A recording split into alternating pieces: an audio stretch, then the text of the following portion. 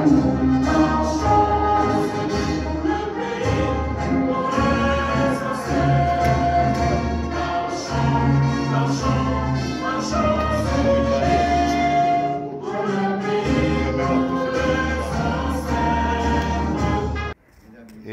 nous saluons tous les fanatiques chez Dakar Benfoyo. J'en suis capable de constater. Jeudi à là, nous présents dans l'hôtel Montana, côté nous venons assister à un forum, côté qui porte un forum d'appui pour le processus électoral. J'en suis capable de constater le président Leslie Voltaire lui-même, pour le moment là, qui a pris la parole, qui accompagne avec un autre conseiller présidentiel qui c'est Finel Joseph.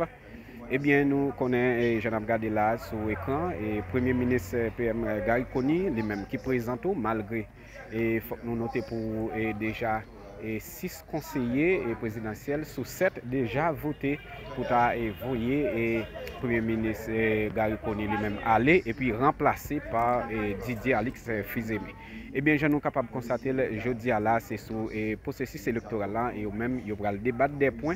Eh bien, nous sommes capables de constater, dans le moment où on parle avec vous là, c'est Leslie Voltaire lui-même qui prend la parole. Alors, pour nous faire un petit résumé de ça qui va passer pour vous, peut-être pour une idée, eh bien, tout de suite après, Leslie Voltaire lui-même, il prend la parole, eh bien, il déjà quitté salle, audience, alors, il déjà quitté salle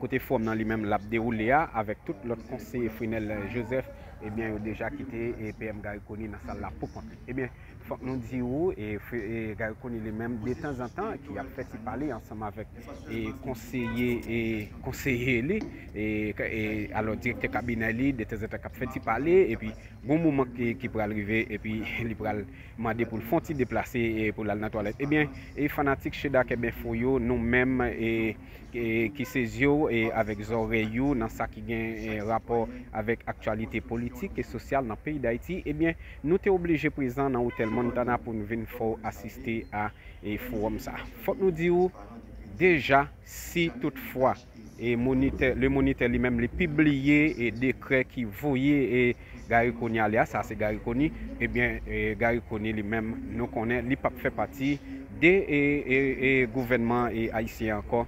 Côté c'est lui-même qui était en tête liste, c'est Alix Didier Fizeme qui pourra remplacer PM Gary Coney. On permet de suivre fanatique chez Dakar Benfoyo comment forme lui-même li a déroulé. Pas oublier abonner avec page chez Dakar Benfoyo. On permet de suivre. Mesdames, Messieurs, distingués invités, chers compatriotes, c'est avec un profond sens de responsabilité et de conviction que je m'adresse à vous aujourd'hui. Ce moment crucial pour notre avenir démocratique. Nous sommes réunis ici dans le cadre d'une journée d'échange dédiée à un chantier majeur de la transition, le processus référendaire et électoral qui s'annonce. Tout d'abord, permettez-moi de saluer la présence de chacun d'entre vous, acteurs politiques, représentants de la société civile, experts en gouvernance, en droit électoral, ainsi que nos partenaires internationaux. Votre engagement et votre participation à ce forum sont non seulement le signe d'un intérêt partagé pour l'avenir de notre pays, mais aussi un gage de l'importance que nous accordons tous à la réussite de ce moment historique pour notre nation. La période que nous traversons aujourd'hui est marquée par des défis complexes et de multiples attentes, tant à l'intérieur qu'à l'extérieur de notre pays. Ces défis sont importants, mais je suis convaincu que si nous travaillons ensemble, dans un esprit de consensus et de dialogue, nous parviendrons à franchir ces obstacles et à poser les fondations solides d'un avenir plus démocratique, plus inclusif et plus prospère.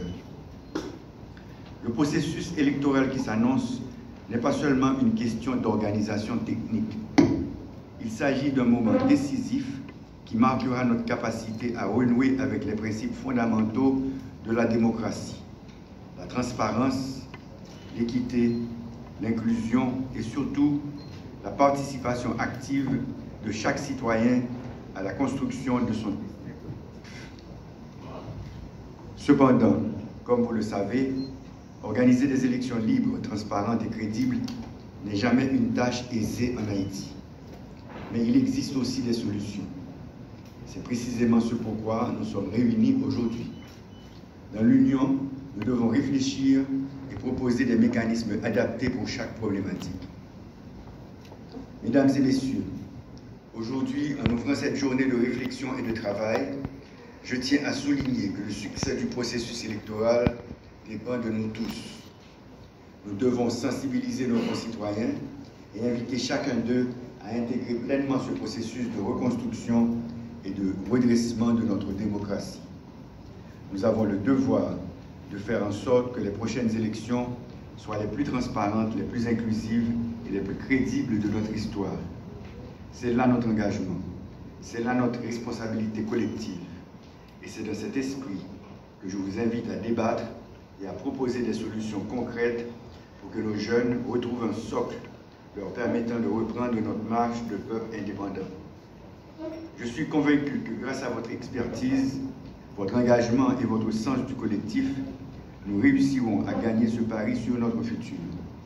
Nous ferons en sorte que ces élections ne soient pas seulement un événement politique, mais un véritable tournant pour notre démocratie, un moment où chaque voix comptera réellement.